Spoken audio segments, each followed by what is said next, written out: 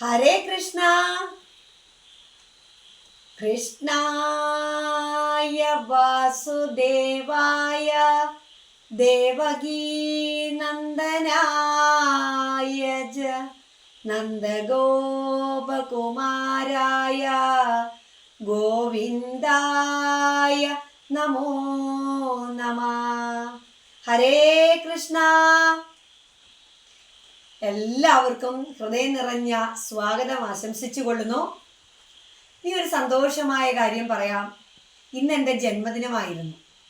ഭഗവാന്റെ അനുഗ്രഹത്തോടെയാണല്ലോ നമുക്ക് ഓരോ ജന്മദിനവും എത്തിച്ചേരുന്നത്. അപ്പോൾ ഭഗവാന്റെ നാമങ്ങളും അതേപോലെ ഭഗവത് കാര്യങ്ങളുമായിട്ട് ഇന്ന് തിരക്കായിരുന്നു. അതുകൊണ്ട് കഥ പറയുവാൻ സ്വല്പം വൈകി. എന്നാലും ഭഗവാന്റെ കഥകൾ പറയാതിരിക്കുവാൻ നമുക്ക് സാധിക്കില്ല. പറയുക തന്നെയാണ് നമ്മുടെ ആ ഒരു ഉത്തരവാദിത്വം. അപ്പം എല്ലാവരോടുമായിട്ടൊരു അപേക്ഷ, എല്ലാവരും ഭഗവാന്റെ കഥകൾ കേൾക്കണം. പാതി വഴിക്ക് കേട്ടിട്ട് പോകരുത്. കഥ പൂർണ്ണമായിട്ടും കേട്ടെങ്കിൽ മാത്രമേ നമുക്കതിൻ്റെ അനുഗ്രഹം നമ്മളിൽ ഉണ്ടാവുകയുള്ളൂ. അത് സത്യമായ കാര്യമാണ്. അപ്പം നമുക്കിനി കഥയിലേക്ക് കടക്കാം. പണ്ട് ഒരിക്കൽ പിതലൻ, ഉത്പലൻ എന്ന രണ്ട് പേരുള്ള മഹാദൈത്യന്മാരുണ്ടായിരുന്നു. ഈ മഹാദൈത്യന്മാർക്ക് ഒരാഗ്രഹം, ബ്രഹ്മാവിനെ തപസ് ചെയ്ത് മറ്റു പുരുഷന്മാരാൽ വധിക്കപ്പെടരുത് എന്നൊരു വരം മേടിക്കണമെന്ന് ആഗ്രഹമുണ്ടായി. അങ്ങനെ ബ്രഹ്മാവിനെ തപസ് ചെയ്ത് ബ്രഹ്മാവ് അവരാഗ്രഹിച്ചതുപോലെയുള്ള വരം കൊടുത്തു. മറ്റു പുരുഷന്മാരൊന്നും വധിക്കുകയില്ല എന്നുള്ള വരം കൊടുത്ത് അനുഗ്രഹിച്ചു.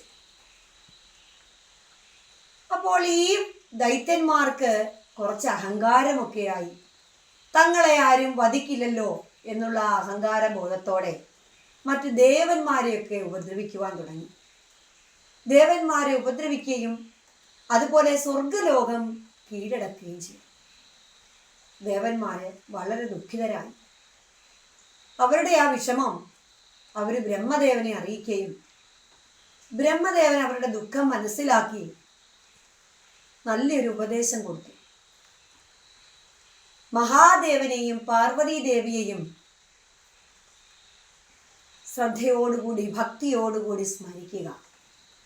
നിങ്ങളുടെ എല്ലാവിധമായ ദുഃഖങ്ങൾക്കും പരിഹാരം അവിടെ നിന്നുണ്ടാകും എന്ന് ഉറപ്പ് നൽകി. ദേവന്മാർ മഹാദേവനെയും പാർവതി ദേവിയെയും തപസ് ചെയ്യുവാൻ ആരംഭിച്ചു. അവർ മൗനമായ വ്രതമാണ് അനുഷ്ഠിച്ചിരുന്നത്. ആ സമയം നാരദർ ഈ മഹാദൈത്യന്മാരെ കാണാനായിട്ട് അവിടെ എത്തി. മഹാദൈത്യന്മാരുമായിട്ട് കുറേ നേരം പല കാര്യങ്ങളെക്കുറിച്ച് സംഭാഷണം നടത്തി. നാരദർ പാർവതി ദേവിയെക്കുറിച്ച് ദൈത്യന്മാരോട് പറഞ്ഞു. അതീവ സുന്ദരിയാണ് പാർവതി ദേവി. പാർവതി ദേവിയുടെ ആ സൗന്ദര്യത്തിൽ ആരും തന്നെ പ്രണയിക്കും. ഇങ്ങനെ ദേവിയെക്കുറിച്ച് കുറെ വർണ്ണിച്ചു. മഹാദൈത്യന്മാർക്ക് മനസ്സിനൊരു ഇളക്കം കൂടി.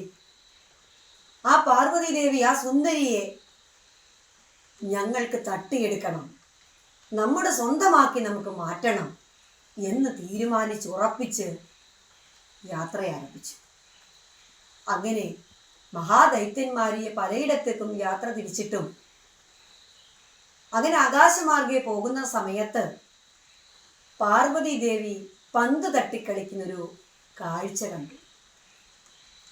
ദൈത്യന്മാർ കുറേ സമയം നോക്കി നിന്നപ്പോൾ മനസ്സിലായി, തങ്ങളുടെ ഈ രൂപത്തിൽ പാർവതി ദേവിയുടെ അടുക്കലേക്ക് പോകുന്നില്ല. ഗണങ്ങളുടെ രൂപത്തിലേക്ക് വേഷം മാറി പാർവതി ദേവിയുടെ അടുക്ക ചെന്നു. പാർവതി ദേവിയുടെ അടുക്ക ചെന്നപ്പോൾ ദേവിയുടെ ആ സൗന്ദര്യം കണ്ട് ദൈത്യന്മാരും മതിമറന്ന് നോക്കി നിൽക്കുകയാണ്. ഈ സമയത്താണ് മഹാദേവൻ ഇവരുടെ ഈ നോട്ടം മനസ്സിലായി. ഇവര് വേഷം മാറി വന്നവരാണെന്നും കബളിപ്പിക്കാൻ പെടാൻ വന്നവരാണെന്നും മനസ്സിലാക്കി ദുർഗാദേവിയായിരിക്കുന്ന സർവർക്കും രക്ഷ കൊടുക്കുന്ന, എന്നാൽ ദുഷ്ടതയൊക്കെ നശിപ്പിക്കുന്നവളുമാണ് സാക്ഷാൽ പാർവതി ദേവി. പാർവതി ദേവിക്ക് ഒരു സൂചനാ കടാക്ഷം കൊടുത്തു മഹാദേവൻ. പാർവതി ദേവി ഇവരെ പന്ത് തട്ടുന്നതിന് വേണ്ടി കൂടെ കൂട്ടി. അങ്ങനെ പന്ത് തട്ടൽ ആരംഭിച്ചു. ആ പന്ത് തട്ടലിൽ ഈ ദൈത്യന്മാർക്ക്, ഈ മഹാദൈത്യന്മാർക്ക് അഘാതമേറ്റു. അങ്ങനെ അവര് നിലം പതിച്ചു. ആ സമയത്ത് ദേവിയുടെ ആ പന്ത് ദൈത്യന്മാർക്ക് മരണത്തിന് കാരണമായി. ആ പന്ത് അറിയപ്പെട്ടത് കന്തുകേശൻ എന്ന പേരിൽ അറിയപ്പെട്ടു. കാശിയിലെ കന്തുകേശൻ എന്ന പേരിലാണ് അവിടെ സ്ഥിതി ചെയ്യുന്നത്. സർവ പുരുഷന്മാർക്കും സർവ അനുഗ്രഹങ്ങളും കൊടുക്കുമെന്നാണ് വിശ്വാസം. അവരുടെ എല്ലാവിധമായ ആഗ്രഹങ്ങളും സാധിച്ചു കൊടുക്കും. ദുഷ്ടതയെ നശിപ്പിക്കും. പുരുഷന്മാർക്ക് വേണ്ട സുഖഭോഗങ്ങളൊക്കെ അനുഗ്രഹമായിട്ട് കൊടുക്കുന്നു എന്നാണ് കഥയിൽ മനസ്സിലാക്കാൻ സാധിക്കുന്നത്. ഈ കഥ ആരാണോ പറയുന്നത്, ആരാണോ ഈ കഥ കേൾക്കുന്നത്, അവർക്കൊക്കെ സർവ്വ അനുഗ്രഹങ്ങളും ഉണ്ടാകുമെന്നുള്ളതാണ് ഈ കഥയുടെ പ്രത്യേകത. എല്ലാവരുടെയും ആഗ്രഹങ്ങൾ, അതുപോലെ സുഖമായിട്ടുള്ള നമ്മുടെ ആ ചിന്താ മനോഭാവം എല്ലാം നമുക്ക് നടത്തി തരുന്നതായിട്ട് ഈ മഹത്തായ കഥയിൽ കൂടി നമുക്ക് സന്ദേശം കിട്ടുന്നുണ്ട്. അപ്പോൾ ഭഗവാന്റെ ഓരോ കഥകളും, മഹാദേവനുമായിട്ട് ബന്ധപ്പെട്ട ഓരോ കഥകളും, ശ്രീകൃഷ്ണനുമായിട്ട് ബന്ധപ്പെട്ട കഥകളും ഒക്കെ നമുക്ക് അനുഗ്രഹമായിട്ട് വരും. ഓരോ കഥയിലും നമുക്ക് മനസ്സിലാക്കാനുള്ളത് ദുഷ്ടതയെ ഇല്ലായ്മ ചെയ്ത് നന്മയെ വീണ്ടെടുക്കുക എന്നുള്ളതാണ്. ഇവിടെ എത്ര അഹങ്കാരമായിരുന്നു നമ്മുടെ മഹാദൈത്യന്മാർക്ക്. ആ മഹാദൈത്യന്മാരുടെ ആ അഹങ്കാരത്തിനെ ഇല്ലായ്മ ചെയ്ത് അവരെ നിലം പതിപ്പിച്ചതിന് ശേഷം ദേവന്മാർക്ക് അവിടെ അനുഗ്രഹവർഷം ചെയ്തു. സാക്ഷാൽ ഭഗവാന്റെ അനുഗ്രഹം എല്ലാവർക്കും ഉണ്ടാകട്ടെ. എല്ലാവരിലും പാർവതി പരമേശ്വരന്മാരുടെ ആ അനുഗ്രഹം ചൊരിയട്ടെ എന്ന് പ്രാർത്ഥിച്ചുകൊണ്ട് ഇന്നത്തെ കഥ ഭഗവാന്റെ പാതാരവിന്ദത്തിൽ സമർപ്പിക്കുന്നു.